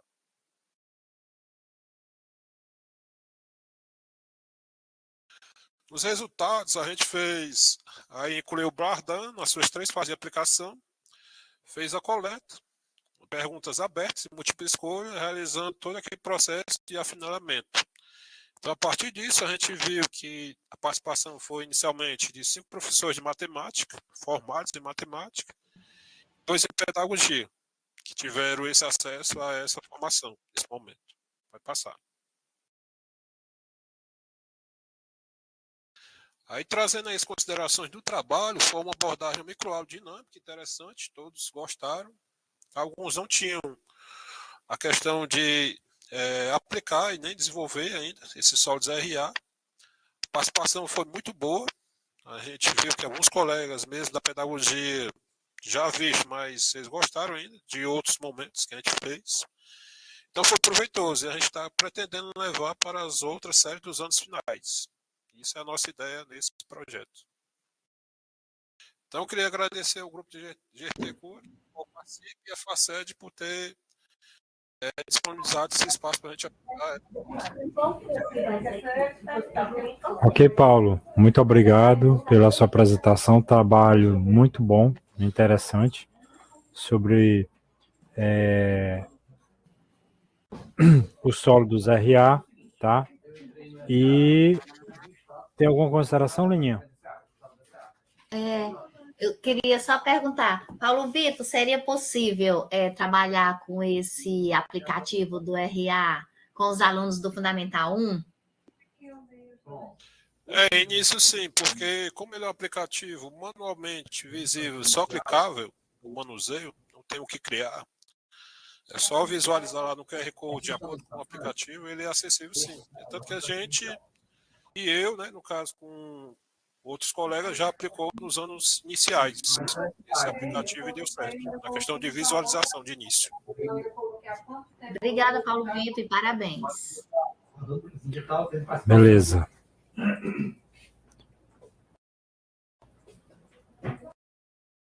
Leninha, você conseguiu baixar aí? Eu botei tudo, já tornei tu apresentador já. Só um instante. Tá. Paulo Vitor, só um minutinho para você continuar com o segundo trabalho, viu? Tá ok. Tá ok. Esperando o contrato ou tá esperando o empenho? Oi? Tá esperando o contrato, tá esperando o empenho? Eu coloquei, no caso desse daí, quando eu olhei lá embaixo, para a reserva estava lançada, não.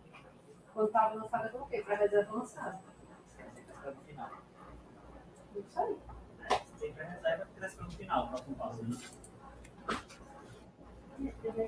Tchau.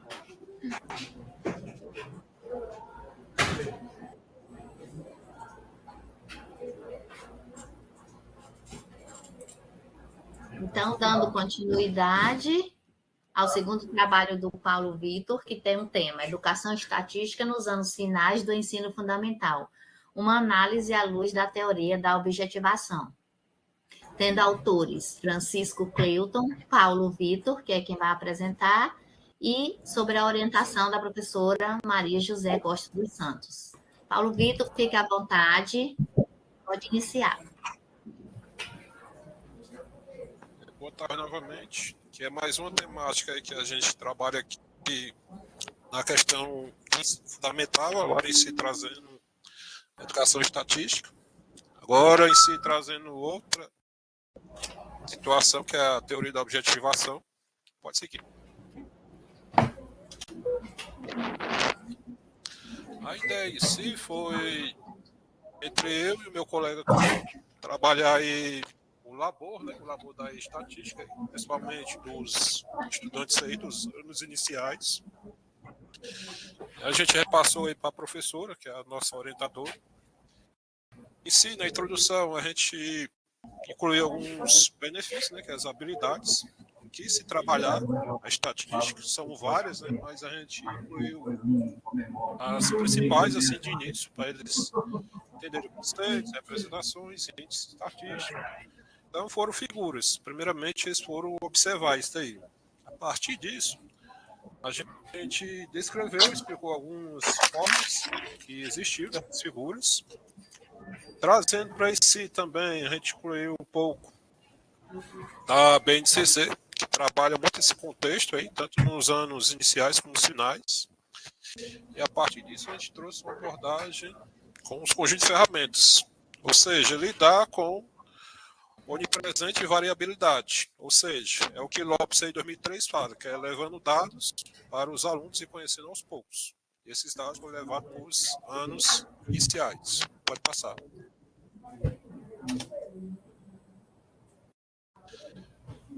Assim, compreendendo a dificuldade desses alunos, a gente resolveu dinamizar um pouco.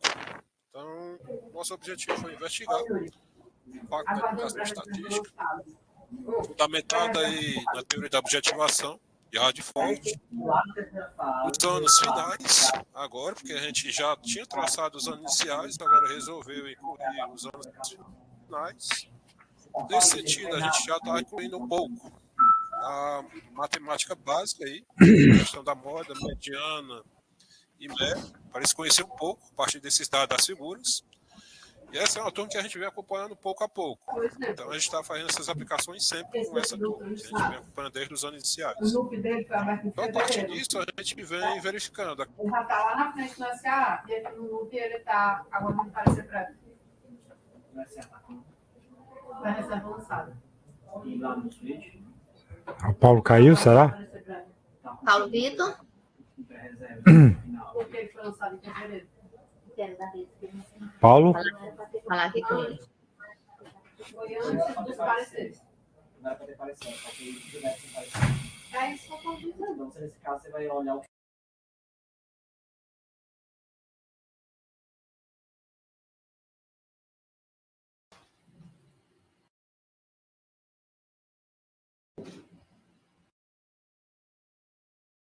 Falei com ele aqui, ele não respondeu não, Marcelo.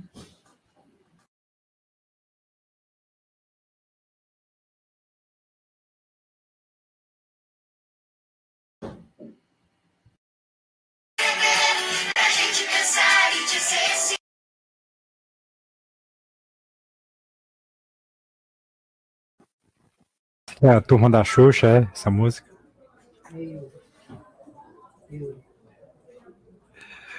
Ah.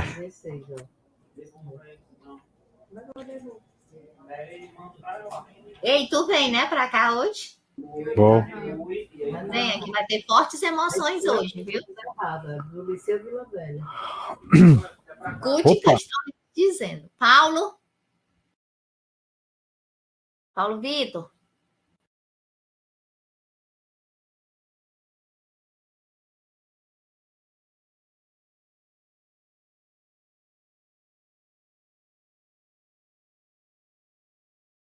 Ah, ele falou assim, só um instante, Marcelo, viu? Tá bom. Tá reorganizando aqui a internet dele. Pronto. Pronto, vamos lá, Paulo. Pode continuar, Paulo. Elas tinham enviado para a gente errado. Paulo?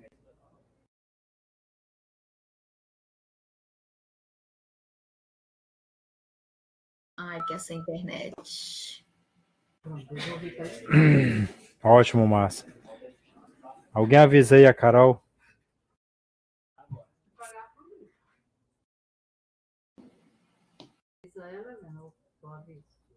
O Aline avisa. O alinhamento e fazer acontecer, né? Sobre isso aqui, aí tu disse, volte para a escola para orientar quando chegar o analítico. Lembra? Aí ele, voltando. Pronto.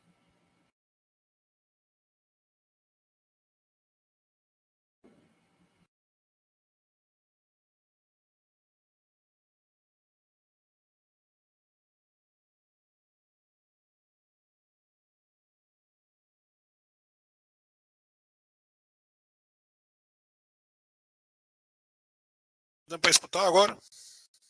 Pronto, Paulo. Ok. Vou passar aí para o próximo. É a internet que deu problema. Tá. Pronto, na metodologia, passei bem simples.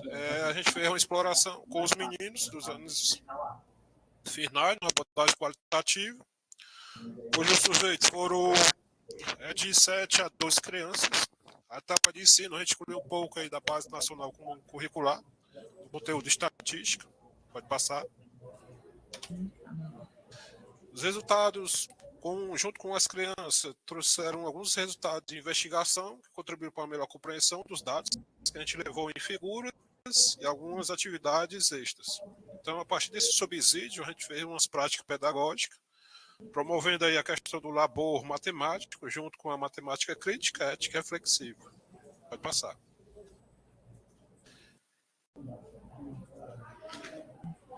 Nas considerações aí do estudo, a gente fez uma relevância da educação estatística com os estudantes dos anos finais do ensino fundamental, aí na disciplina de matemática, envolvendo um pouco e fortalecer um pouco as habilidades do raciocínio matemático.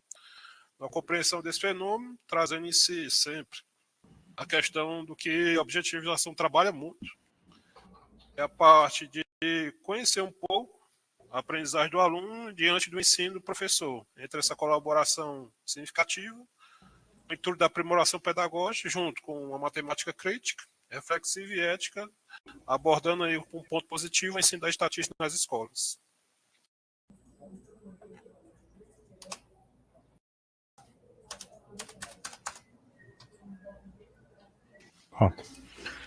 Obrigado, Paulo, pela apresentação. Eu achei um trabalho interessante, porque associa esse trabalho com a educação estatística, juntamente da TO, né, que é um elemento interessante, que é a teoria da objetivação, principalmente no labor conjunto, né, que é uma prática que envolve basicamente essa postura do professor, né, não somente do professor, mas de aluno, mas interessante que assume essa reflexão da educação estatística sobre o viés da teoria da objetivação. Então, parabenizo os autores exatamente por essa percepção desse trabalho, tá?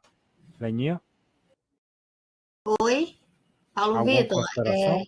Não, Tá só dizer que foi um excelente trabalho, que eu gostei principalmente do primeiro trabalho, né? Vou tentar fazer com meus alunos. E obrigada por suas apresentações. Obrigado. Leninha, finalizou os trabalhos? Sim. Pronto. Então, ok, né? Temos sim. algo mais? Não, só agradecer a presença das pessoas que ficaram até agora. Isso. E estamos encerrando as apresentações dos resumos e mais tarde nos encontraremos no auditório. Daqui a pouco, né? Daqui a Daqui uma a hora, pouco. mais ou menos. Aguardando todos. Tchau, tchau. Foi uma satisfação e a gente se encontra daqui a pouco na FACED. Tá certo. Tchau, Marcela. Até mais tarde. Tchau, gente.